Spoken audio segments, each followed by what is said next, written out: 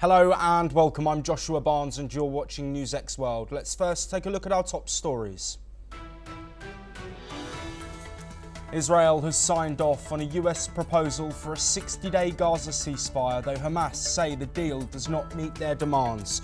The proposal would see Hamas hand over 28 living and dead hostages in exchange for the release of Palestinian prisoners and aid entry into Gaza. The Kremlin says it is still waiting for confirmation from Ukraine over potential direct peace talks in Istanbul on June the 2nd. Ukraine say they are ready for the talks, but President Volodymyr Zelensky has accused Russia of deception for not releasing a peace memorandum. China's foreign ministry has urged the US to stop creating new factors that could lead to further Taiwan tensions after reports that President Donald Trump is reportedly aiming to exceed his first-term arms sales to Taiwan. China says the US should abide by the One China principle.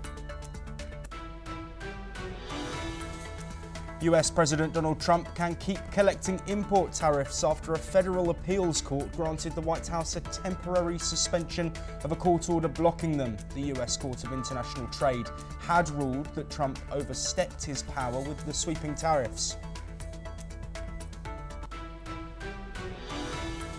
Meanwhile, a US federal judge has extended a temporary block on the Trump administration's attempt to bar international students from enrolling at Harvard. Billions in federal funding have already been cut from Harvard amid an ongoing dispute between the Trump administration and the Ivy League college.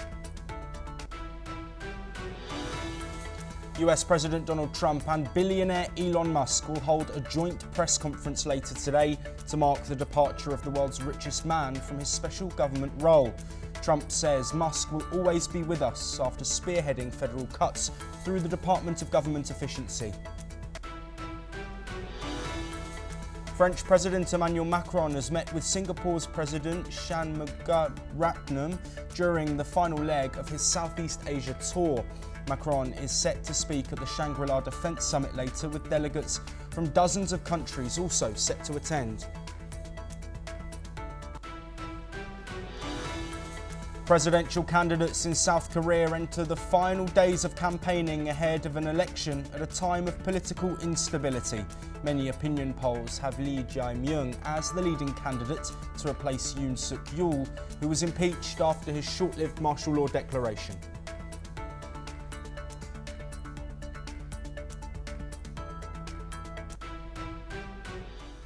We start this hour in the Middle East. Despite